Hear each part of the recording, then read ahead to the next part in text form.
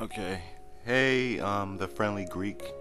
This is KT45. I'm just going to quickly answer your questions. Your first question was, because hydrogen is the most abundant element in the universe, that there must have been a beginning to the universe. This is because the stars would have burnt up all the hydrogen long ago if it was infinite. To answer your question, helium is heavier than hydrogen, and the sun combines hydrogen to make helium and energy. Now, if we revisit the reasoning you did earlier, we see that helium can be broken back down into hydrogen through various processes. Since, like you were talking about at the very beginning of the video, matter cannot be created or destroyed. So, hydrogen can't be lost. In this case, it's simply stored in a different form as helium or, whatever. But it's not used up. It's always there.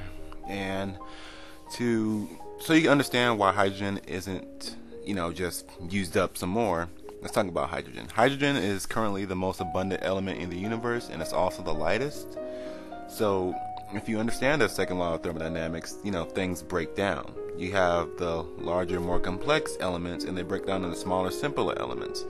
Hydrogen is the most simplest. That's why hydrogen is the most abundant element there is. It's breaking down from all the complex elements, breaking down into smaller elements, and hydrogen is the simplest one. That's why it will always be abundant, and that's why it's not used up. Okay. Please, after you listen to this, go to talkorigins.org, and it's addressing your question directly, so I'll just read it straight from the site.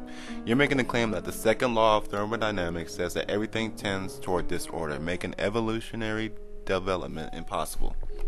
Response: the second law of thermodynamics says no such thing.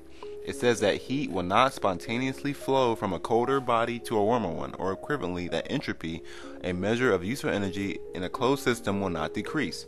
This does not prevent increasing order because the Earth is not a closed system. Sunlight with low entropy shines on it, and heat with higher entropy radiates off. This flow of energy and the change in entropy that accompanies it can and will power local decreases in entropy on Earth.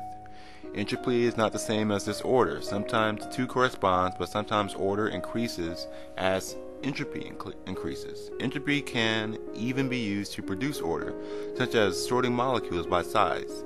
Even in a closed system, pockets of lower entropy can form if they are offset by increased entropy.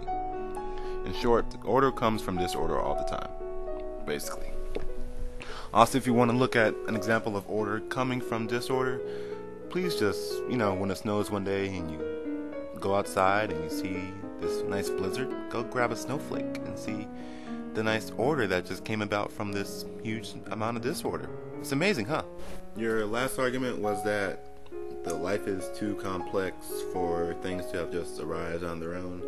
I'll turn that logic back on itself and say that God is too complex to have just arisen on its own.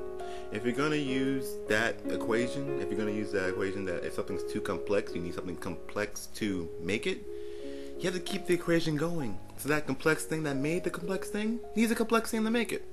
Simple. Lastly, you made a comment about people trying to convert you to our side, or I guess convert you to be atheist to show you that it's the better life to live. Just live your life, man. Have fun, enjoy it, believe whatever you want to believe. I don't really care. As long as your beliefs don't screw with mine, I don't care. So you're straight. Alright, man.